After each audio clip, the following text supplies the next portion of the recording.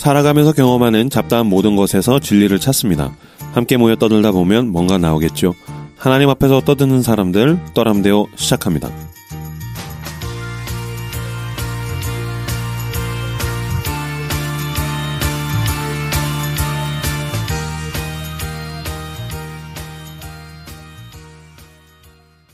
네, 반갑습니다. 떠람대요입니다. 먼저 자기소개부터 할까요? 교회 다니는 동네형 임브로입니다. 낭만을 사랑하려고 하는 김사부입니다. 안녕하세요, 서과장입니다. 아내를 사랑하는 손잡구입니다. 미친다.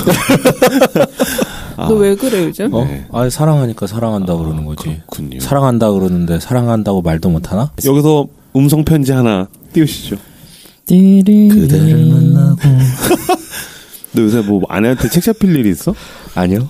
대부분 이렇게 과도하게 표현을 할 때는 뭔가 뒤가 구린 게 있다라는 그쵸. 거거든요. 그렇죠? 그거는 구린 사람들의 논리고요. 저처럼 깨끗하게 산 사람들은 네, 상관없습니다. 네, 알겠습니다. 부디 들키지만 않으시길. 네. 어떻게 지내셨습니까? 저 한 주 동안 되게 생각해보니까 별일이 없었어요. 늘 뭔가 근황이 있지 않나요? 그러니까 이번에는 근황이 없어요. 그럴 때가 있죠. 네. 우리 서과장님 어떻게 지내셨습니까? 저도 그렇습니다. 별일 없다고? 별일 없었네요. 그래? 나도 별일 없었거든? 그래? 난 별일 있었어. 진짜? 응. 우리 다 잘 살았네요. 네. 별일 없이 잘 사는 거죠. 뭔 일 있었나요? 지난주 이제 방송 임브로가 이제 자살이라는 주제로 네. 했잖아요. 네. 근데 이제 제가 중간에 질문을 하셨었잖아요. 혹시 죽고 싶다라는 뭐 그런 자살 관련돼서 충동 있었냐고. 충동이 내가 있었냐. 물어봤어. 저희 서과장이 물어봤구나.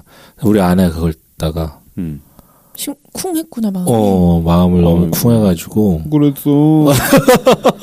그래서 그 얘기 할 때마다 몇 번을 우는 거예요. 그래서 너무 미안해. 근데 그 마음 뭔진 알겠다. 왜냐면 내가 그때 비슷한 말을 하긴 했어요. 야, 이러다 죽겠다. 라는 류의 말을 했고, 그때도 이제 공감을 하긴 했는데, 뉘앙스 차이가 있잖아요. 그치. 진짜 죽음을 생각한 이후에 말하는 것과, 이러다 죽겠다. 야, 안 되겠다. 이거는 좀 다른 것 같은데, 제가 그때는 조금 이제, 아무튼 조금 후자 쪽 뉘앙스로 얘기를 했던 것 같아요. 그래도 이제 되게 가슴 아파했었는데, 방송을 듣고는 이제, 좀 이렇게 많이, 힘들었구나. 힘들어 하더라고요. 예, 오히려 나는 괜찮은데 그래가지고 알겠다고. 예, 누가 물어봤는지 쥐잡듯이 잡아가지고 네. 네네. 아무튼 그런 일이 있었어요. 네, 네. 네, 잘 됐군요. 그래서 이렇게 아내에게 사랑과. 그렇죠. 네. 네. 댓글 읽어주시죠. 이번 주에는 정말 감당할 수 없을 만큼 많은 분들이 댓글을 남겨주셨습니다. 먼저는 김은희님. 고민하다가 댓글 남겨요. 사고로 인한 사별에는 원망의 대상이 있지만 자살 사별자들은 보통 관심 갖지 못한 자신을 원망하고 탓해요. 저는 11년 전에 동생을 잃었어요. 이제는 마음이 조금 단단해졌지만 유가족으로서 자살하면 지옥 간다는 말은 들을 때마다 많이 힘들었어요. 동생이 지옥에 있는데 내가 천국에 가는 게 의미가 있을까? 그럼 나도 지옥 가고 싶다는 생각을 했던 것 같아요. 어쨌든 저는 믿는 사람으로부터 그런 말들을 들으면 떠올랐던 모든 고민이나 생각들을 하나님 앞에서 솔직하게 묻기도 하고 따지기도 하며 해결하려고 애썼던 것 같아요. 방송을 들으면서 힘들 때 같이 울어주고 고민해주며 옆에서 큰 힘이 되어주었던 공동체의 소중함도 생각하게 되었던 것 같네요. 늘 여러 가지 컨텐츠로 좋은 방송 들을 수 있도록 고민해주셔서 정말 고맙습니다. 그리고 저는 인턴 기간을 마치고 정규직 전환 면접에 합격하여서 4월부터 정규직으로 일하게 될 것 같아요. 호호. 작년 4월쯤 리틀 포레스트로 처음 떠람대어 듣기 시작했는데 저에게 1년 사이 많은 일들이 있었던 것 같아요. 네 분께도 많은 일들이 있었던 것 같고요. 앞으로도 좋아요, 구독, 홍보, 후원으로 응원할게요. 아니 김은희님은 우리가 얼굴 본 적은 없지만 네. 제가 약간 김은희님 하면 떠오르는 이미지는 좀 밝고 귀여운 느낌? 나처럼? 그렇군요. 죄송합니다. 그런데 또 이런 아픔을 나눠주시니까 네. 정말 그냥 모든 사람들에게 다 사연이 있는 거잖아요. 아픔이 그쵸? 있고 우리가 네. 알지 못하는. 그러니까 김은희님을 포함하여 우리 곁을 지나가는 그 사람들에겐 또 어떤 사연이 있을까 막 이런 생각을 하게 되더라고요. 네. 나눠주셔서 너무 감사하고 그렇습니다. 사실 별 사명감, 무거운 사명감 없이 이제 떠드는 편인데 어쨌든 좀 무게감 있는 주제를 다뤘더니 이렇게 자신의 이야기를 해 주셔서 우리가 하는 이 떠들어내는 것이 참 의미가 있구나라는 생각을 저는 좀 했어요. 그리고 아무래도 취직 축하드립니다. 잘 풀리시는 것 같아요. 네. 구밍님, 와, 저 이번 기획기사 자살 쓰고 있었는데 마감주에 떠람대오 자살편 올라온 것 보고 눈을 의심했어요. 제가 참고한 도서와 같은 도서를 참고하셔서 완전 몰입해서 들었습니다. 기사 쓰면서 전도사님과도 이야기도 많이 했고 책이나 팟캐스트도 많이 참고했지만 여전히 이렇게 말해도 괜찮은 것일까 많이 고민했어요. 하지만 어릴 때 자살을 시도했고 여전히 자살을 사회적 타살이라고 생각하는 사람으로서 기독교가 절대선의 이름으로 사회적 약자에게 못을 박아서는 안 된다는 마음으로 목소리를 내보려고 합니다. 동시에 자살을 염두에 둔 사람들에게 위로가 되는 내용을 담고 싶어서 정신과 의사가 쓴 책을 많이 읽었어서 감정평가도 많이 겹쳤던 것 같아요.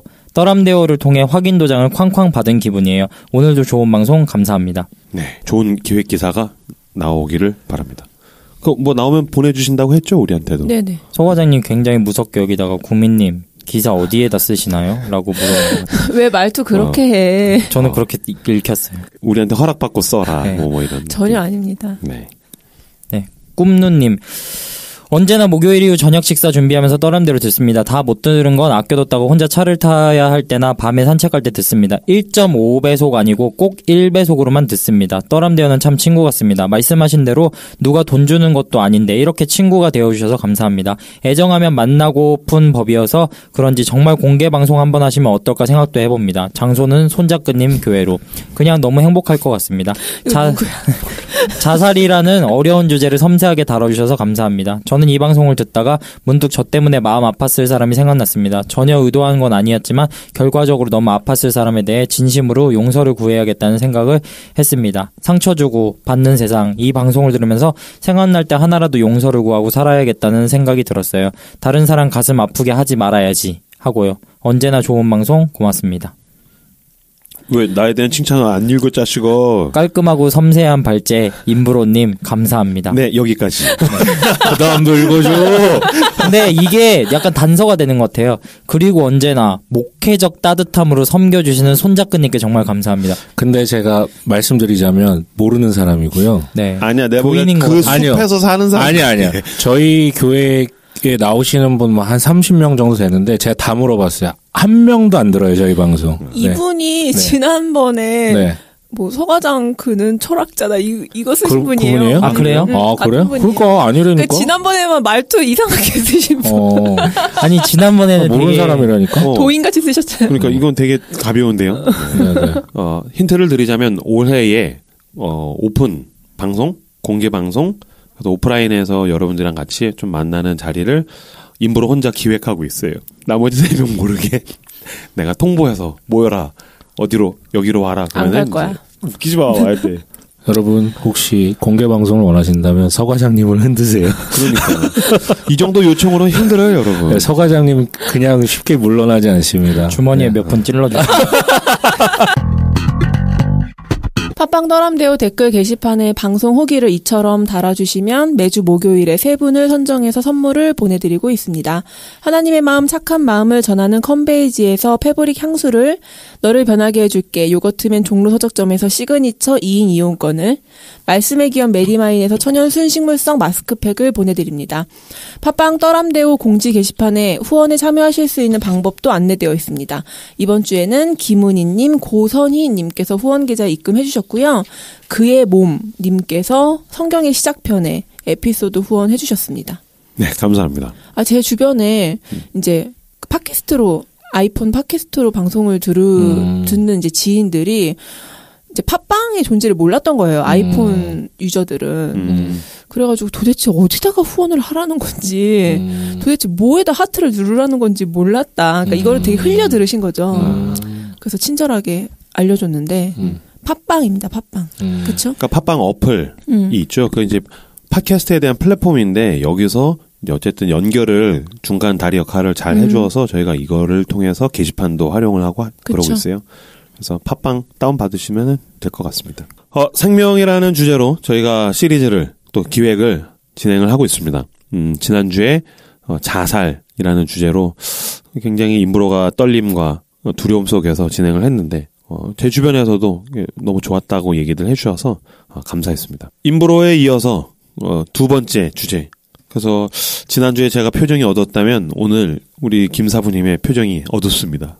왜냐면 그가 다뤄야 하는 주제가 무겁기 때문이기도 하고 어저께 인브로가 갈궜기 때문이기도 하고. 왜 갈궜어요? 가끔씩 채찍질이 필요해. 니들도 다 한 번씩 갈궈주마.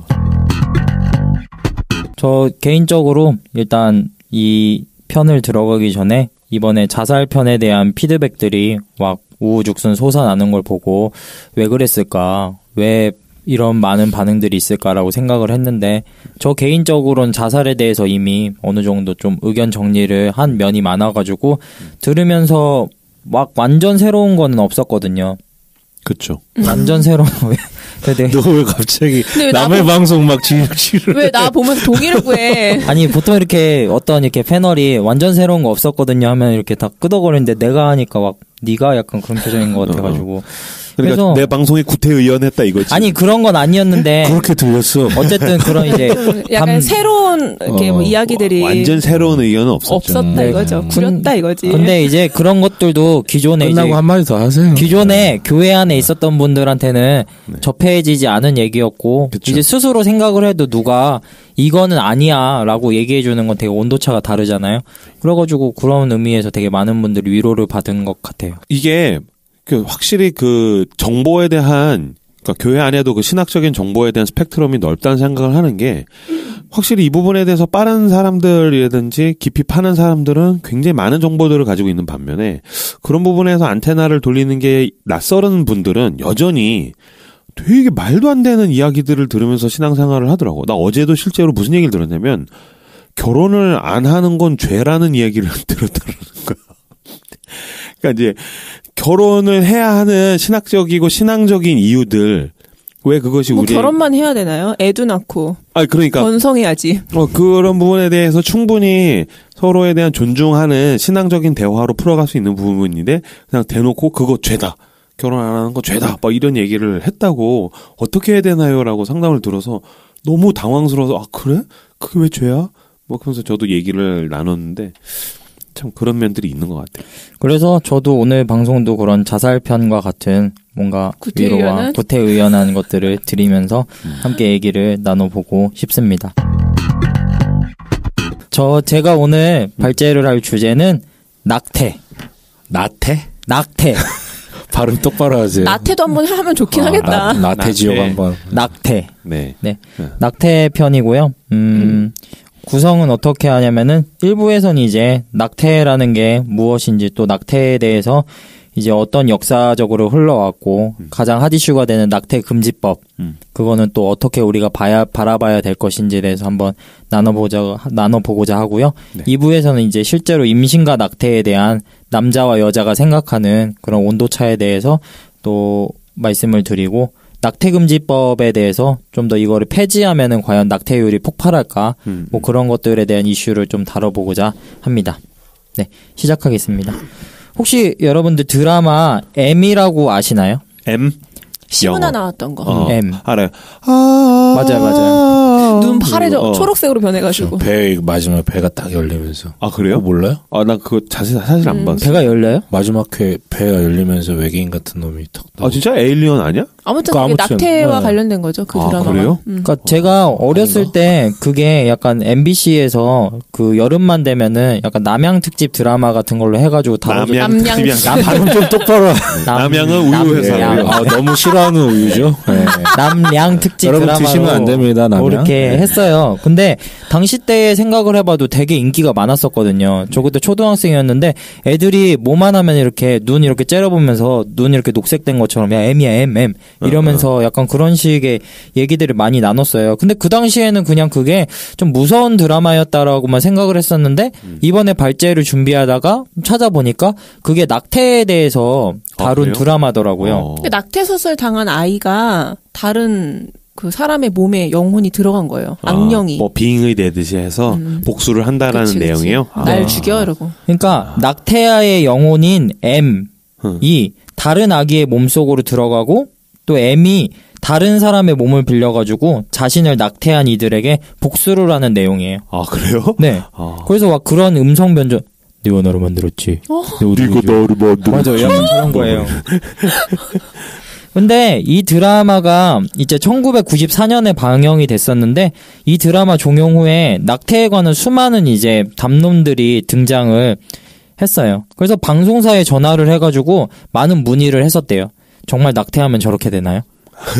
아, 그쵸. 그때 당시에는 지금처럼 이렇게 인터넷이 발달하지 않아가지고 사람들이 막 장희빈 보면서 장희빈 죽이면 너도 죽인다 막 그렇게 전화하던 시절이어가지고 그렇게 방송사로 문의를 했다고 하더라고요. 근데 이 에미라는 드라마가 나온 배경에 대해서 두 가지 이론이 있어요. 첫 번째는 90년대에는 이제 남아 선호 사상으로 인해 가지고 우리나라에서 성간별 낙태 증가가 굉장히 많았대요. 그래가지고 두 번째, 세 번째 아이 같은 경우에 이제 성을 이렇게 분별해가지고 낙태하는 경우가 굉장히 많았다고 합니다. 그래서 이런 것들에 대한 경각심을 불러일으키기 위해서 만들어졌다. 그러니까 이제 둘째나 셋째가 아들을 낳고 싶은데 네. 딸일 경우에 그것을 이제 낙태하는 경우들. 네. 얘기한 거죠? 근데 이거는 그냥 단편적인 얘기고 전 두 번째 의견이 더 확실하다고 생각이 되는데 이제 한국 사회에서 1960년대 초부터 산하 제한 정책이 시작이 되었어요. 출산율을 줄여야 경제가 발전한다. 뭐 이런 것이었거든요. 근데 이게 너무 성공을 해버려가지고 1986년도가 되면은 인구 증가 비율이 1% 미만으로 하락해버린 거예요. 그래가지고 출산율을 높이기 위한 국가 정책이 다시 시작이 돼요. 그리고 태아에게도 인권이 있다라는 생명론 담론이 등장을 하게 됩니다. 그래서 한 사회에서 생명이 무엇이라고 규정되는 것이 매우 정치적이고 문화적인 문제로 이제 수면 위로 떠오르게 된 거죠. 이런 흐름과 맞춰가지고 이게 매스미디어를 통한 매체로서 생명권 담론을 담고 있는 드라마가 등장을 했는데 그게 바로 M이라는 거죠. 그렇기 때문에 큰 의미를 가진다고 생각을 합니다. 이것을 통해서 사람들이 낙태는 확실히 부정적이라는 이미지를 가지게 되었던 거죠. 자, 그럼 본격적으로 낙태에 대해서 한번 제가 얘기를 해보도록 하겠습니다. 일단 낙태는 우리나라에서 죄일까요, 아닐까요? 죄 아닌가요? 네, 낙태는 우리나라에서 죄예요. 그러니까 법률상으로 불법이라는 얘기죠? 네, 법률상으로 불법입니다.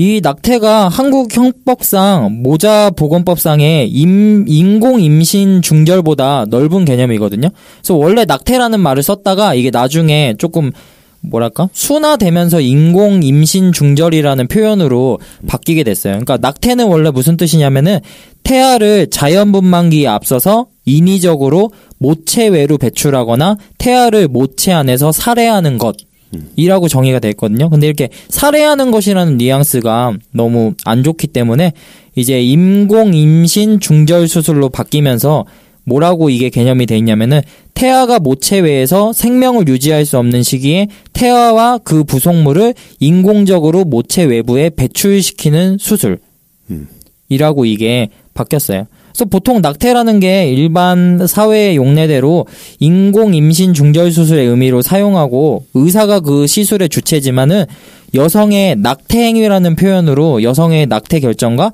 낙태 시술을 치러내는 행위로 지칭이 되고 있습니다. 그래서 형법에서는 낙태에 대해 부녀의 자기 낙태, 의사에 의한 낙태, 부동의 낙태 등으로 처벌을 해요. 자기 낙태죄라는 거 뭐냐면은 임산부 스스로 낙태함으로써 성립하는 범죄예요.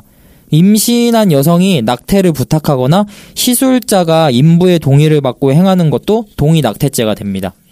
그리고 또 인부의 승낙 없이 임의로 또는 낙태 행위를 하는 경우에 부동의 낙태죄로 처벌을 해요. 부동의 낙태? 네. 인부가 모르게 낙태한 경우뿐만이 아니라 유효하지 않은 촉탁, 승낙에 의한 경우도 포함이 되는 거죠. 좀 더 자세히 어떤 경우지 그거는? 낙태를 강제로 뭐 이렇게 뭐랄까? 청부를 해가지고 시키는 개념 아닐까요? 아, 타인이? 네. 시어머니가. 네. 뭐 그런 식으로. 예를 들면. 옛날에 그런 영화들 많이 소재 있었는데. 그러니까 청부의 개념이 강한 것 같아요. 그리고 뭐 동의 낙태죄, 업무상 동의 낙태죄, 부동의 낙태죄를 범하여 인부의 상해 또는 사망의 결과를 발생시킨 경우에 낙태치상죄가 성립이 됩니다. 아, 그러니까 뭐 예를 들면 이제 엄마가 임신을 했는데 그걸 원하지 않아서 누가 청부를 하든지 하여튼 폭행을 해가지고서 아이가 낙태될 경우에는 단순히 폭행에다가 플러스로 낙태의 죄까지도 그 사람한테 뒤집어 씌운다라는 얘기인가? 그쵸. 뭐 사고를 성립할 수도 있고 약을 탈 수도 있고. 그러니까 뭐 네, 그런 것들 그런 것들이 그럴 수 있겠네요. 있죠. 예전에는 이런 사례들이 그치, 딸을 임신했다 그랬으면은 이제 뭐 그 딸은 집안에서 낳고 싶은데. 그래서 우리나라 법에는 모자보건법으로 낙태 = 임신 중절 수술은 이렇게 명시되어 있어요. 제14조인데 의사는 다음 각 호의 어느 하나에 해당하는 경우와 본인과 배우자, 사실상 혼인관계에 있는 사람을 포함한다. 의 동의를 받아 인공 임신 중절 수술을 할 수 있다. 그러니까 5개인데 여기에 허용되는 해당되는 경우만 인공 임신 중절 수술을 할 수가 있어요. 첫 번째, 본인이나 배우자가 대통령령으로 정하는 우생학적 또는 유전학적 정신장애나 신체 질환이 있는 경우. 두 번째, 본인이나 배우자가 대통령령으로 정하는 전염성 질환이 있는 경우. 세 번째, 강간 또는 중간간에 의하여 임신된 경우. 네 번째, 법률상 혼인할 수 없는 혈족 또는 인척 간에 임신된 경우. 뭐 근친상간 같은 거겠죠. 다섯 번째, 임신의 지속이 보건의학적 이유로 모체의 건강을 심각하게 해치고 있거나 해칠 우려가 있는 경우. 이 5가지의 경우에는 수술을 할 수가 있어요. 법적으로? 네. 근데 이거에 벗어나는 모든 거는 다 불법이에요. 낙태죄에 걸린다는 거죠? 네.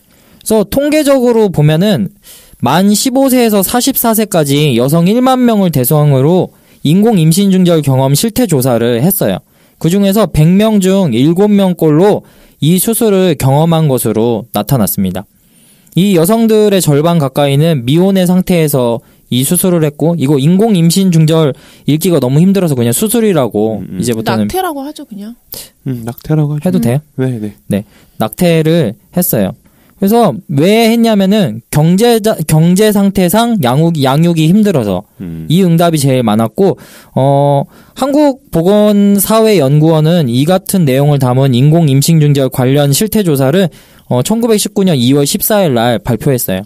얼마 되지 않았죠? 그래서 이게 2011년 이후 7년 만에 이루어진 실태 조사거든요. 그래서 보면은 2005년 이후 감소세를 감소하는 모습이 보이기는 해요. 그래서 2018년 9월부터 10월까지 2달 동안 만 15세에서 44세 여성 1만 명의 대상으로 이 온라인 설문을 조사한 거를 제가 발표를 드리겠습니다. 이게 역대 조사 중 표본수가 가장 많았다고 합니다. 그래서 이번 조사에 참여한 여성 1만 명 중 756명, 곧 7.6%는 낙태 경험이 있다고 답했어요. 또 세부적으로 보면은 성경험 여성 7,320명에 20명, 그러니까 10.3%가 과거에 낙태를 경험했다. 다시 이게 몇 살 여성이라고요? 15세에서 44세. 그 중에서 전체 10,000명 중에서 7%가 낙태를 경험을 했고. 네. 근데 그게 법적으로 해도 된다라는 5가지 규정 안에 소속된 거예요? 그 바깥에 소속된? 그 바깥에 소속된 거죠. 그렇죠. 그러면 지금 불법이네요. 그럼 불법 낙태를 합법상으로 하신 분들은 다 제외하고 지금 불법만 나열이 된 거예요? 포함된 거예요? 지금 그게 아닌 것 같은데. 그거는 확실히 모르겠는데. 그냥 통틀어서 네. 낙태를 경험한 사람이 7%. 근데 확실하지가 않은 게 어차피 불법으로 한 사람들은 불법으로 한 거여가지고 정확한 수치가 안 잡히잖아요. 그래서 가명으로 이렇게 조사를 한 것 같아요. 어쨌든 아까 말씀드렸던 것 같이 성경험 여성 7,320명 중에 10.3%가 낙태를 경험을 했습니다. 그래서 임신 경험이 있는 여성 곧 3,792명의 이명이 19.9%가 낙태를 했다는 거죠. 그리고 낙태 당시 연령은 17세에서 43세까지 매우 다양했고 평균 연령이 28.4세로 나타났습니다. 네. 낙태에 대한 평균 연령이 28세라고? 네, 28.4세. 되게 높네요. 네. 그리고 이 낙태 당시 혼인 상태를 보면은 미혼이 46.9%, 법률혼이 37.9%, 사실혼 동거가 13%, 별거, 이혼, 사별이 2.2%. 그래서 미혼 비율이 가장 높았어요. 그리고 이 낙태를 하게 된 이유로는 학업, 직장 등 사회활동에 지장이 있을 것 같아서 이 이유가 33.4%. 그리고 고용 불안정, 저소득 등 경제 상태상 양육이 힘들어서 이게 32.9%. 그리고 자녀를 원치 않거나 터울, 조절 등 자녀 계획 때문에 이게 31.2%라는 응답이 주를 이뤘습니다. 그래서 낙태 방법으로는 수술만 받은 경우가 90.2%, 682명. 이걸로 가장 많았고 약물을 사용한 경우가 9.8%, 74명이었어요. 그래서 약물 사용자 74명 중 53명은 약물로 낙태가 되지 않아 의료기관 등에서 추가로 수술을 실시한 것으로 나타났습니다. 그러니까 대부분 이 낙태 방법으로 수술이 거의 압도적으로 높았다는 거죠. 그리고 이 응답자들의 수술 시기는 대체로 임신 초기였습니다. 응답자의 평균 수술 시기는 임신 6.4주로 12주 이하가 95.3%를 차지했습니다. 되게 초기에 했구나. 네. 또 낙태 평균 시행 횟수로 1.43회로 조사가 되었어요. 네. 그리고 이 낙태 비용은 30만 원에서 50만 원 미만이 41.7%로 가장 많았고요. 이어서 50만 원에서 100만 원 미만이 32.1%, 30만 원 미만이 9.9% 손으로 나왔습니다. 그래서 조사에 참여한 여성들이 낙태 당시 필요했던 정보로 낙태가 가능한 의료기관을 꼽은 비율이 71.9%로 가장 높았어요. 그리고 복수로 답할 수가 있었는데 낙태 비용과 낙태로 인한 부작용 및 후유증을 꼽은 비율도 각각 57.9%랑 40.2%로 나타났어요. 그리고 낙태를 한 여성의 8.5%가 낙태 이후에 신체적 증상을 경험했지만은 이 중에서 43.8%만 치료를 받은 것으로 나타났습니다. 또 정신적 증상을 54.6%가 겪었는데 이 중에서 14.8%만이 치료를 받은 것으로 확인이 됐습니다. 그러니까 낙태 후에 부작용이 있어도 그냥 혼자서 삼킨다는 얘기구나. 그렇죠. 그걸 네. 어디 가서 치료조차 받는 게 좀 껄끄러우니까 그렇구나. 그리고 세계보건기구 WHO는 안전한 낙태에 관한 가이드라인을 통해 안전한 낙태를 위한 필수 요소로 상담을 제시하고 있다고 합니다. 근데 의료 및 상담 등의 대처가 열악한 국내 환경은 안전하지 않다고 볼 수가 있습니다. 네. 이 통계를 보면서 뭐 혹시 느끼신 게 있나요? 나 처음에 통계 이렇게 쭉 들으면서 그냥 숫자들, 크다, 많다, 그래? 이렇게 하다가 어느 순간인가 낙태를 한 다음에 이렇게 많은 고려해야 될 것들을 생각을 당사자들이 했겠구나. 그러니까 자신이 임신이라는 거를 처음에 느꼈을 거 아니야. 느끼고 이거 맞는가? 테스터기를 하고 임신이네. 주저하면서 그럼 낙태를 할까? 어떻게 해야 될까? 돈이 얼마가 들지? 병원을 갈까? 약을 먹을까? 고려해야 될 게 진짜 많았겠구나. 고려해야 될 게 많은데 그거를 음성적으로 해야 되는 거잖아요. 그러니까 그늘에서 혼자서 누구에게 터놓을 수도 없을 거 아니야. 그게 본인들한테 굉장히 힘들었겠다. 뭐 더 깊은 논의들은 뒤에서 하겠지만 그냥 이것만으로 봐도 그렇구나라는 생각이 드네요. 그리고 이 모든 그런 고민들 중에서 남자는 다 빠져 있잖아요. 그러니까. 네. 지금 생각해보면 저는 이제 뭐 뒤에서 대화와 토론을 하겠지만 제가 낙태에 대해서 부정적인 이미지를 가지고 있는 가장 큰 이유는 고등학교 때 친구들이 사고를 친 다음에 여자친구가 임신을 하면은 낙태하기 위해서 한 40만 원 정도의 돈을 모았거든요. 이제 돈을 꺼달라고 그러는 거예요. 갑자기 친구들이 한 놈이 막 잘 놀던 날라리 뭐 양아치인데 여기저기 돈을 끌어다녀. 큰 돈을 꿔. 그러면 거의 100%였거든. 그렇죠. 야, 뭐 돈 좀 꿔주라. 얼마 필요한데 뭐 40만 원. 그럼 바로 야, 너 뭐야? 뭐 임신했어? 뭐 이런 얘기들 고등학교 때 주고받았던 기억이 좀 나요. 그래서 그때는 저놈 사고 쳤네. 사고에 대한 뒷수습 이렇게 생각했는데 나이를 먹으면서 그게 이제 낙태가 어떤 것인지에 대해서 생각을 하면서 좀 부정적인 이미지를 저는 갖게 되었거든요. 네. 그래서 낙태를 그러면은 여러분들 낙태를 다들 반대하시죠? 그렇게 2D로 이야기할 수 없을 것 같아요. 입체적으로. 네. 낚을라 그런 거야? 아니면 진지하게 물어본 거야? 질문을 더 고난이도로 던질 필요가 있겠죠. 네, 그럼 이걸 스킵을 그러니까 낙태가 하고. 무엇이냐. 그리고 뭐 몇 주부터이냐. 그치. 그 얘기하려고 연유로 하느냐. 네. 그러니까 이거를 뭐 너 반대하냐 아니냐 이렇게 물어보면 뭐 물론 카톨릭에 가면 낙태를 반대하겠죠. 근데 저는 반대하는 측면에 그 눈금이 더 많이 가 있기는 해요. 저는. 근데 제가 왜 이 질문을 갑자기 툭 던졌냐면은 그냥 일반적으로 이런 사안들에 대해서 깊이 생각해보지 않은 사람들은 100이면 100이라고 다 할 수는 없지만은 대부분들은 낙태 어떻게 생각하세요? 그러면 당연히 안 되지. 이런 식으로 얘기를 하는데 당연히 안 되지. 왜 안 돼? 살인이잖아. 이렇게 얘기를 한다는 거죠. 저도 그런 생각을 늘 하고 있었어요. 임브로가 얘기한 것처럼 2D로 본 거죠. 2D로 본 건데 이번에 발제를 하면서 재밌는 사실들을 많이 알게 된 것 같아요. 그래서 그거에 대해서 한번 지금 풀어보려고 하거든요. 이제 낙태 반대론자들이 있어요. 낙태 반대론자들은 낙태를 윤리 문제로 봐요. 낙태가 태아 혹은 배아를 제거하는 행위이므로 태아와 관련된 윤리 논쟁은 불가피한 듯 하지만은 이러한 윤리 논쟁을 들어보기 전에 낙태와 관련된 용어의 개념 정리를 하는 게 좋다고 생각을 합니다. 왜냐면은 배아, 태아, 아기 등과 같이 이제 상이한 용어들이 뒤섞여서 쓰는데 뭔지 모르잖아요. 우리가 보기엔 다 동일어잖아요. 배아, 태아, 아기, 애기, 베이비 뭐 이거 다 동일어잖아요. 근데 이거를 조금 세부적으로 나눌 필요가 있다고 생각을 합니다. 임신을 해서 수정이 돼서 아기가 되기까지의 관계 그 과정들 속에서 배아, 태아, 아기가 있는데 네. 그걸 지금 구분하자는 얘기죠. 네. 우선 정자와 난자가 만나는 것을 수정. 그렇죠. 수정. 수정이 일어난 뒤로부터 구주까지를 배아. 이를 더 세분화해 수정 후부터 본격적인 분화가 일어나는 이주까지를 전배아. 수정 구주부터 출산 직전까지를 태아. 다시 수정 구주부터 출산까지를 태아. 뱃속에 있는 애기.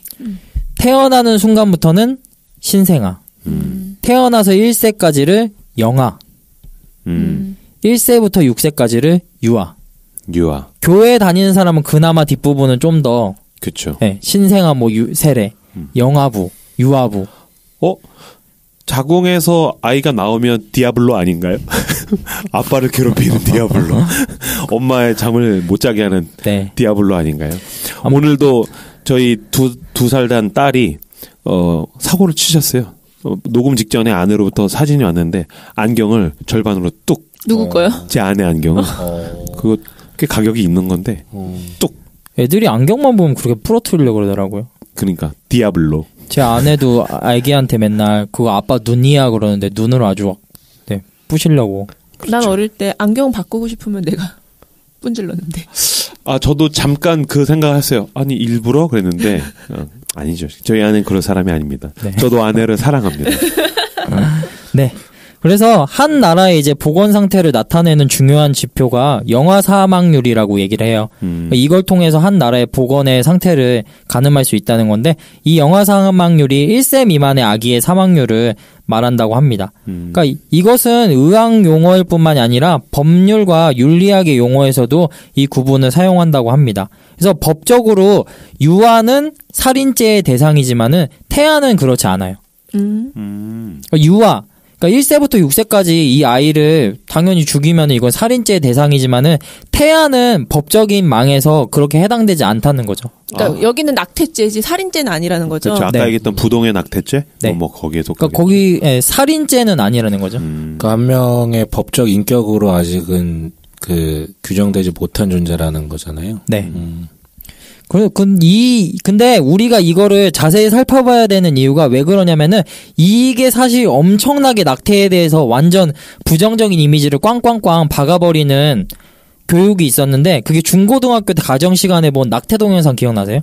전 기억나요. 가위 그거. 같은 걸 집어넣으면 애가 도망가죠. 그 영상이 많이 돌았죠. 잘라가지고 버리는 거. 그게 더 사일런트 스크림이라는 영화예요. 그러니까 뭐 소리 없는 비명. 그러니까 사실적인 낙태 영상으로 많은 사람들에게 충격을 안겨주고 낙태 이꼴 살인이라는 인식을 심어준 영화거든요. 이거 보면서 진짜 다 경악하잖아요. 근데 이게 1984년에 제작된 낙태 반대 교육용 영화인데 낙태가 진행 중인 자궁 내부를 초음파로 보여주는 것이 그 내용이잖아요. 그래서 이때 태아가 마치 고통에 반응하는 것처럼 보여가지고 엄청 그걸 보면서도 고통스러운데 이 영상물이 낙태 반대 단체들의 선전도구로 인기가 높지만은 의학계에서는 비판을 받고 있어요. 왜요? 저도 이번에 알았어요. 뭐냐면은 의학계에서는 대부분 이 영화에 대해서 호도적이고 기만적이라고 비판적인 입장을 취하고 있습니다. 시카고 마운트 시나이 의학센터 산부인과 및 부인과 교수 리처드 어쩌고는 이 영화가 사실을 호도하고 있으며 불공정하다라고 얘기를 했습니다. 그리고 예일대학교 의과대학의 존 호빈스는 영화가 특수효과를 사용하고 있는 것이 기만적이며 기술적 사기 행위라고 말했습니다. 이게 그러니까 실제를 다룬 게 아니고 연출돼 있다라는 얘기요? 네. 그러니까 영화에 삽입된 초음파 영상이 처음에는 느리게 재생되다가 수술 도구가 삽입되는 순간부터 격하게 진행되잖아요. 네. 그게 고속 재생을 시킨 거래요. 근데 그게 CG는 아니잖아요. CG 그것 이따 나와요. CG. 83년도에 CG가 있다고요? 그렇게. 근데 그거 영상 자체가 그렇게 막 선명하고 그러지 않지 않아요? 아무튼 네. 뭐 계속 끝까지 한번 들어보세요. 네, 그래서 그렇게 고속 재생을 시킴으로부터 태아가 위협을 느끼고 움직이는 것처럼 보이게 하려고 연출을 했다는 거죠. 그리고 여기서 막 태아가 이렇게 비명을 지르는 듯이 입을 이렇게 벌리는 그런 장면이 나오거든요. 근데 태아는 대부분의 시간 동안 입을 벌린 채 지낸다고 합니다. 그래서 문제의 비명은 사실 하품일 거라고 얘기를 하고 흐릿한 초음파 영상 속에서 입으로 보이는 부분도 사실 태아의 뺨과 가슴 사이의 공간인 것으로 확인을 하였다고 합니다. 그리고 태아 발달 전문가들은 영화에 등장한 주장이랑 다르게 태아는 위험을 인식하거나 의도적인 운동을 할 능력이 없다라고 말했어요. 12주 된 태아가 고통을 느낄 수 있는지 그 증거가 없고 다만 수술 도구가 삽입됨으로 인한 반사 운동일 수 있다고 말을 했어요. 영화에서 사용된 초음파 영상과 태아 모형 역시 사람을 호도하기에 완전히 자란 아기 크기처럼 보이게 했다고 합니다. 실제로 12주짜리 태아는 2인치에 불과하다고 해요. 그러게요. 네. 12주면 3달이잖아요. 네. 그러면은 8다리가 나오나? 그냥 덩어리에 가까웠던 것 같은데. 근데 거기는 이렇게 인형처럼 엄청 큰 아기가 있잖아요. 그래요? 네. 그래서 이거를 손작가 얘기한 것처럼 뭐 CG로 어떻게 처리했는지는 모르지만은 아무튼 거기 기록된 내용을 제가 계속 읽어볼게요. 저도 그거 조작된 영상이라고 들은 적이 있어요. 네. 그래서 이거에 대해서 이제 질의응답을 한 게 있어요. NIH라고 미국 국립보건원 사이트에서 발췌한 내용입니다. 질문. 12주 된 태아는 고통을 느낀다? 답. 이 임신 단계에서는 뇌와 신경계가 아직 매우 초기 단계에 머물러 있어가지고 제대로 발달하지 못한 시상, 척수를 포함한 초기 뇌관이 형성되는 단계다. 대부분 뇌세포는 아직 발달하지 않았고 뇌의 회백질 없이는 통증 자극을 받거나 인식하는 것은 불가능. 추가적으로 전문가들은 임신 26에서 27주 만에 태어난 조산아는 만사가보다 고통에 덜 반응한다는 것을 밝혀냈다. 그리고 미국 산부인과 과학회 ACOG 여기서 태아의 고통에 관한 보고서에서도 임신 초기에 태아가 고통을 느낀다는 주장을 뒷받침해주는 과학적 정보가 없다라고 얘기를 해요. 두 번째, 12주 된 태아는 의도를 가지고 움직인다? 이렇게 거기 석션 같은 게 들어갔을 때 이렇게 구석으로 가잖아요. 이 답은 임신 단계에서 태아의 모든 움직임은 고의적인 움직임이라기보다는 반사적인 움직임이라는 거죠. 그러니까 반사적으로 이렇게 뭐 손가락을 빨거나 이렇게 돌아다니거나 그런 것들 있잖아요. 근데 그런 거를 필사적인 움직임처럼 연출을 한 거는 잘못됐다는 거죠. 이제 추가적으로 초음파 및 영상 전문가들은 이 낙태 영상이 아까 말했듯이 고의적으로 속도를 늦췄다가 높이는 방법으로 과장된 효과를 만들어냈다고 결론을 내렸습니다. 그리고 뭐 아까 태어난 아기한테 위험한 도구로 막 죽이는 신용을 한다 그래서 그 아기가 위협을 느끼거나 이런 거를 인지할 수 있나? 나는 둘 다 볼 수 있다고 생각을 해요. 왜냐면 왜 그런 얘기 하잖아. 소가 도살장 가는 날 눈물 흘린다는 안다고? 얘기 하잖아. 그거 어떻게 알겠냐. 근데 이제 소가 느낀다라는 얘기 했었을 때 뭐 그런 연장선에서 볼 수도 있겠죠. 네. 네, 그리고 여기서 제일 중요했던 질문이 이제 뭐 태아가 소리 없는 비명을 지른다고 이 영화의 제목이잖아요. 근데 여기 답이 비명은 폐 안에 공기 없이는 지를 수 없다. 기초적인 호흡 운동이 이 단계보다 더 나중에 발생되지만 그때조차도 울부짖는 비명은 지를 수 없다. 사실 임신 26주에서 27주에 태어난 조산아는 약하게 소리를 낼 수 있지만 비명을 지를 수는 없다. 라고 얘기를 해요. 그리고 뭐 태아는 우리와 다를 바 없다라고 거기서 이제 얘기를 하는데 그거에 대한 답으로 또 12주의 태아는 어떠한 방법으로도 완전한 형태의 사람과 비교될 수 없다. 이 단계에서는 오직 기초적인 기관과 조직만이 나타난다. 태아는 여성의 자궁 밖에서 생명을 유지할 수 없고 의식을 가지고 생각할 수 없고 생명 유지에 필수적인 호흡조차 불가능하다. 이것은 인간이라기보다는 아이가 될 가능성이 있는 자궁 내의 태아라고 칭한다. 인간이라기보다는 네. 아이가 될 가능성이 있다. 그러니까 이게 이제 늘 딜레마인 것 같아요. 그치. 그러니까 이건 의학적 판단이잖아요. 그러니까 들으면서 이제 계속해서 고민되는 게 영상이 약간 호도적으로 하기 위해서, 그러니까 자신의 어떤 믿는 바를 사람들에게 설명하기 위해서 조금은 편집을 하고 뭐 고속 재생을 하거나 과장된 것들이 분명한데 중요한 것은 영상이 제대로 만들어졌는가 안 만들어졌는가는 사실 낙태가 옳으냐 그르냐를 뒷받침하는 근거와는 크게 이렇게 관련성이 없다라고 생각을 하고요. 그렇긴 하죠. 네. 여기서 문제는 사실 지금 방금 이 마지막 이 말인 것 같은데 생명이냐 아니냐라는 것을 결정하는 것이 아까도 이제 고통을 느끼냐 못 느끼냐로 이제 판단을 하고 사실 그건 중요한 게 아니거든요. 맞아. 네, 그건 전혀 중요한 게 아니거든요. 물론 감성적으로 우리가 받아들일 수 있는 부분에 대해서 건드릴 수 있지만 그거는 이제 중요한 게 아닌 것 같고 이걸 이제 생명으로 보느냐 아니냐인데 의학적으로는 이게 아직은 인격이 부여될 수 없고 인간이라고 할 수 없다라고 얘기를 하는 건 자체가 저는 이게 이제 좀 문제라고 생각을 해요. 낙태를 다루면서. 김사부가 이야기한 거는 네네. 되게 거대한 낙태 담론 중에 지극히 일부예요. 그렇죠. 그래서 제가 이 얘기를 왜 꺼냈냐면은 그래서 그게 가짜다. 조작된 거다. 자, 그러니까 이제 피임하지 말고 마음껏 성관계 즐기면서 낙태해도 된다. 왜냐면 걔네는 아직 인간이 아니니까 생명이라고 부를 수 없으니까 태아는 고통을 안 느낀대잖아. 괜찮아. 죄책감 느끼지 마. 이 얘기를 하려고 그러는 게 아니라 이제 낙태에 대해 가지고 개인적으로 뭐 찬성 의견도 반대 의견도 가질 수는 있겠지만은 제가 말씀드리고 싶은 거는 이제 조작된 정보를 이용해 가지고 여성에게만 죄책감의 굴레를 씌우고 그쵸. 낙태를 한 여성들에게 낙인을 찍는 게 과연 옳은 방법일까? 라는 의문을 던지고 싶어 가지고 이 영상을 얘기를 했어요. 그래서 이거를 실제로 제가 가정 시간에 보여줬을 때도 저는 이제 남자 학교였지만은 이제 나중에 이제 몇몇 여성분들이랑 얘기를 나눴을 때 이거를 보여주면서 항상 선생님들이 그런 얘기 했대요. 여자는 그러니까 몸가짐을 조심해야 돼. 네, 몸가짐을 조심해야 돼. 그리고 너 이렇게 하잖아. 살인자 되는 거야.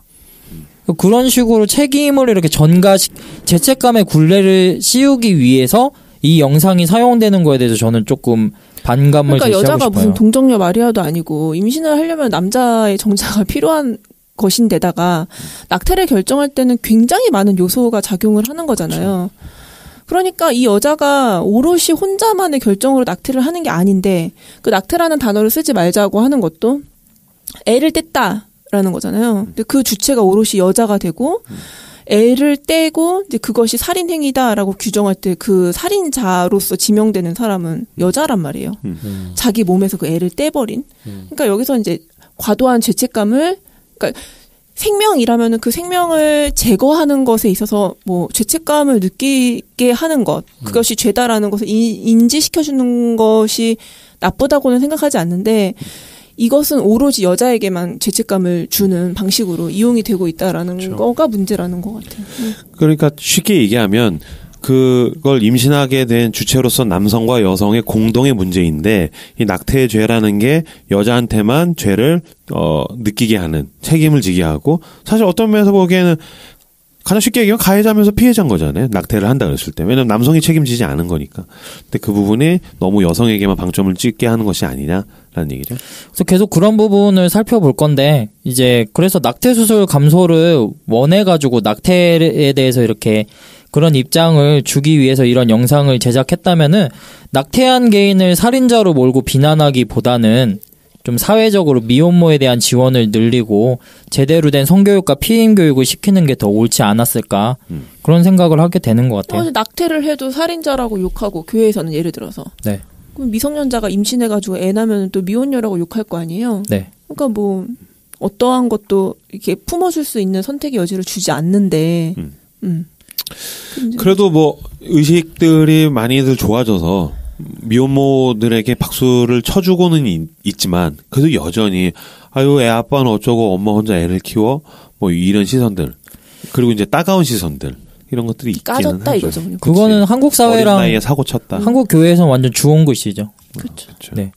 그래서 좀 이런 얘기들을 많이 해보려고 해요. 왜냐면은 한국에서 낙태 현상은 생명 존중 담론에 의해 가지고 좀 많이 눌려 있는 것 같아요. 이제 낙태에 관한 조사를 시작해 보면은 한국 사회의 낙태 담론이라는 게 낙태 반대의 담론이라는 걸 쉽게 알 수 있거든요. 그러니까 낙태의 담론이라는 게 낙태에 대해서 좀 이렇게 다양한 논의가 되는 게 아니라 그야말로 그냥 낙태 반대의 담론만이 되게 많다는 거죠. 그리고 낙태에 대한 담론은 종교계가 중심이 되어가지고 생명윤리를 근거로 한 반대 담론이 굉장히 강해요. 그래서 이런 생명이라는 지고하고 절대적인 가치 앞에서 여성주의는 되게 지엽적 가치처럼 처리가 되는 거죠. 그래가지고 여성의 자기 낙태죄를 처벌하는 근거가 생명 존엄성에 있다면은 낙태를 견디는 100만 이상의 한국 여성들의 행위는 배아 및 태아의 생명 무시에서 비롯된 행위라고밖에 해석할 수가 없게 되는 거죠. 그러니까 낙태를 하는 여성, 낙태를 결심하고 하는 사람들이 낙태에 대한 담론들이 다 낙태 반대에 대한 담론이고 여기에 생명권 담론이 결부가 돼 있으니까 낙태를 하려고 하고 낙태를 실제로 행한 사람은 아, 저 여자는 자기 몸만 생각하는 이기적인 사람이구나. 무분별한 성관계 후에 철부지 어린애 같은 걸로 이런 죄를 행하고 있구나라고 받아들이게 된다는 거죠. 낙태를 반대하는 사람들은 그 여자들이 아무런 죄책감 없이 낙태를 한다라고 가정하고 있는 거잖아요. 그러니까 아까 말했듯이 까졌다라고 생각하는 그러니까 거죠. 무분별하게 성행위를 하고 그 뭐 10대 애들이 막 되게 아무 생각 없이 애를 때려간다. 약간 이렇게 생각하는 거 아니에요? 근데 또 낙태 반대론자들을 옹호하자면 그걸 열어줬을 때의 어떤 무분별한 것들 그 선이 없었을 때 생겨나는 일들을 어떻게 감당할 것인가? 제가 알기로는 데이터가 있어요. 그 낙태죄가 있는 나라와 없는 나라가 낙태 수술의 증가율 뭐 이런 것들에 대해서 그리고 인구 증가율, 감소율 뭐 이런 것들 그리고 낙태죄가 실행이 될 때 그 여성들의 건강 문제 뭐 이런 것들이 다 수치가 있는 걸로 알고 있거든요. 그러니까 낙태죄를 폐지하면 사람들이 낙태를 더 많이 신나가지고 낙태를 할 거야라는 거는 진짜 탁상공론이라는 거죠. 그쵸. 아마 김섭이 얘기해 줄 것 같은데. 네, 그 수치가 2부에 있다 나올 겁니다. 네네. 근데 어쨌든 이게 왜 여성한테만 계속해서 이런 게 되는 게 너무 불공평? 이게 맞는 단어인지 모르겠는데 이게 되게 낙태라는 게 사실 사회적으로 약간 여성의 몸을 몰아간 그런 부분이 너무 많거든요. 이제 아까 1960년대 이후에 한국의 가족운동에서 국가는 경구 피임약, 정관수술, 난관수술 등의 각종 피임 방법을 적극적으로 보급하고 소가족 이상 등의 표방을 통하여가지고 저출산 장려 정책을 실행을 해요. 근데 이게 나중에 저출산으로 하니까 경제 그게 위협을 받으니까 이제 인구가 줄어든 거죠. 그렇죠. 다출산 그거를 굉장히 강조를 하면서 다시 이제 여성들을 억압을 한단 말이에요. 그래가지고 이렇게 가족 계획 정책, 여아 낙태, 미혼, 빈곤, 근로 여성의 낙태 행위에서 낙태를 하는 여성의 몸이란 다양한 사회적 힘들이 각축하는 바로 그곳이다. 그래서 낙태는 여성의 자궁이 전쟁터임을 예시한다. 여성 개인의 선택이란 개념은 여성에게 작용하는 힘의 관계를 삭제하고 그 선택의 책임을 전적으로 개인에게만 기속시킨다. 하지만 여성은 낙태를 선택하는 것이 아니라 견디는 것이다.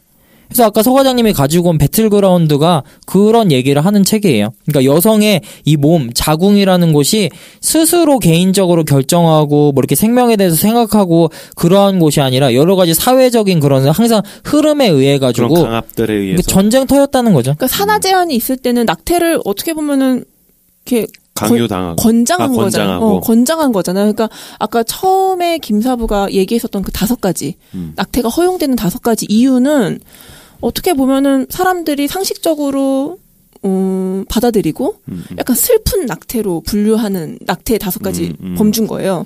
그 기타 나머지 낙태에 대해서는 다 문란하고 이렇게 뭐 썩어 빠지고 막 이런 낙태로 그치?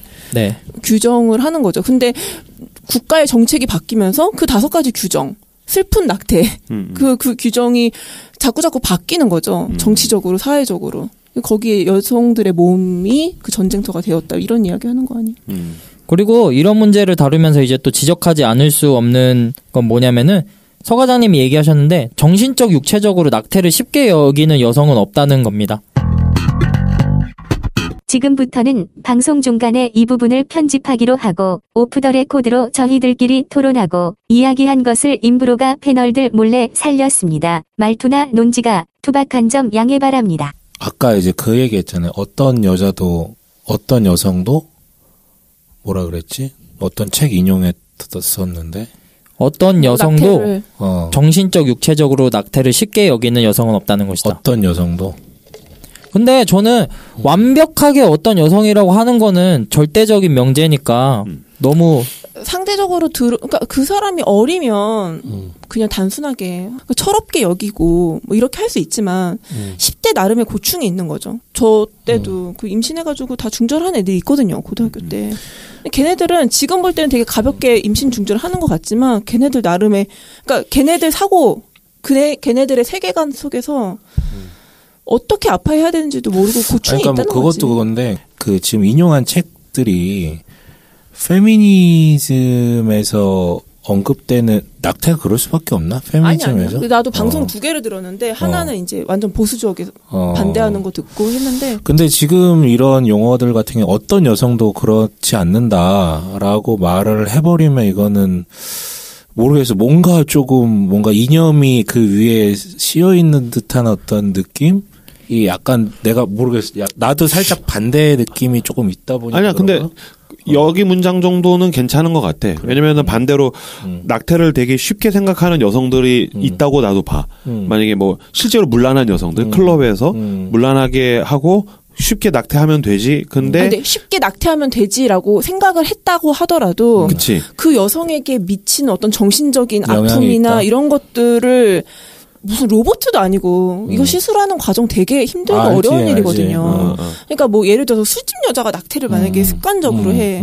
그렇다고 그 여자가 기계인 건 아니잖아요. 근데 이게 음성적이니까 오히려 이 여자들은 이렇게 더 건강한 방식의 안전한 수술을 받지 못하고 점점 더 음성적인 방식의 막 독한 약을 먹는다든지 뭐 의사가 아닌 사람한테 시술을 받는다든지 이러므로 해서 그 여자들이 훨씬 더 위험한 상황에 처한다. 그리고 내 말은 그런 여성들이 있다고 해서 어떤 여성도 낙태를 원하지 않는다라는 명제를 쓰는 거는 큰 문제는 없을 수 있다는 거지.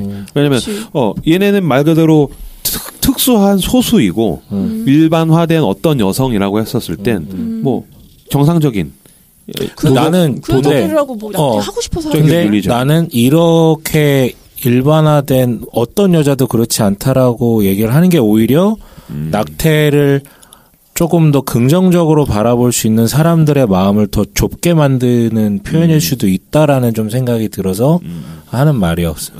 대부분이라고 그럴까요? 대부분? 아니 그거 그냥 날릴 아니 그냥 아니야. 내가 알아서 편집할게. 정말 알아서 편집했다. 미안하다. 그러게 왜 나한테 맡겼냐 후후. 근데 저희가 뭐 여태까지 나눈 걸 통해 가지고 뭐 이러저런 얘기들을 많이 할 수가 있지만은 저는 어쨌든 여성이 아니잖아요. 네. 여성이 아니어가지고 아무리 이런 것들을 막 되게 개념화를 시키고 뭐 태아는 뭐 생명이 아니다 이렇게 생명권 담론 이렇게 하고 뭐 사회적으로도 이렇게 그런 것들을 받아들이고 해도 그런 것들이 다 이제 했어도 이게 몸에서 일어나는 행위잖아요. 네. 그래서 정말로 다 그런 것들 알고 있어도 그 수술대 위에 딱 누웠을 때 그건 정말 쉽지 않은 것 같아요. 그렇죠. 근데 이게 되게 중요한 얘기를 한 것 같은데 나는 여성이 아니다. 네. 그래서 알 수 있는 거, 상상할 수 있는 거가 제한돼 있다를 그어놓고 시작하는 게 사실 굉장히 건강한 대화법인데 지금 이제 기존의 어떤 윤리의식이라는 걸 가지고 낙태, 혹은 이제 신앙인이라는 걸 가지고 얘기할 때 이런 어떤 제한 사항에 대해서 깔지 않고 무조건 이제 뭐 성경이 그렇게 얘기를 한다, 하나님이 그렇게 얘기하신다라고 얘기를 하는 게 사실은 정말 잘못된 저는 대화법이라고 생각을 해요. 그러니까 알 수 없으면 알 수 없는 만큼만 얘기를 하던가 아니면 이제 자기가 부족함을 먼저 깔고 나서 얘기를 하던가 해야 되는데 이런 부분이 이제 기독교 안에서도 좀 그렇고 이제 일반적인 어떤 사회 윤리 안에서도 그런 것 같고 굉장히 부족하다는 생각을 좀 많이 해요. 근데 그 생명권 논의 자체에 되게 한계, 모순이 있는 게. 그 김사부가 말한 5가지, 뭐 김사부가 말한 게 아니지만 전해주는 그 5가지 이유, 합법적인 5가지 이유에 뭐 장애인이라든지 유전병 가지고 있는 사람들은 낙태를 해도 되잖아요. 그러니까 이거는 어떻게 생명의 어떤 위계 같은 것을 전제를 해놓은 거예요. 그러니까 그런 사람들은 태어나지 않아도 좋다라는 것을 누군가가 정한 거죠. 이건 기독교 윤리하고는 다른 거잖아요. 또 다르죠. 네. 근데 이제 그 윤리를 되게 강조하는 사람들이 이런 것까지 다 안고 가는 게 아니잖아요. 그러니까 잠재적으로 괜찮다라는 낙태에 대해서 동의하는 거잖아요. 되게 모순적이라는 거죠. 그 냉정과 열정 사이라는 소설을 영화화한 영화가 있어요. 그렇죠. 거기서 이제 그 주인공 아오이가 이제 낙태 수술을 하거든요. 근데 그 장면은 연출을 잘했어요. 그 수술대에 이렇게 딱 들어가면서 이렇게 배 있는 데를 이렇게 가리고 의사들이 이렇게 손 장갑을 끼고 메스를 이렇게 딱 끼면서 마취를 하잖아요. 전신 마취를 하기 전에 그 여자 눈빛을 봤을 때 그게 저는 아직도 좀 생각이 많이 나요. 그러면서 정말로 뭐 그 자리에 뭐 어떤 것들을 가지고 왔던지 쉽게 받아들이고 누울 수 있는 건 아니다. 그리고 아무리 끝나고 나서 잘 정리를 해도 자기 몸속에서 일어난 일이고 생명과 관련된 일이기 때문에 그냥 남자로서는 확실히 알 수가 없는 것 같아요. 네. 네. 좋습니다. 그러면은 여기서 잠깐 쉬었다가 2부에서 계속해서 이어가도록 하겠습니다. 잠깐 쉬시죠.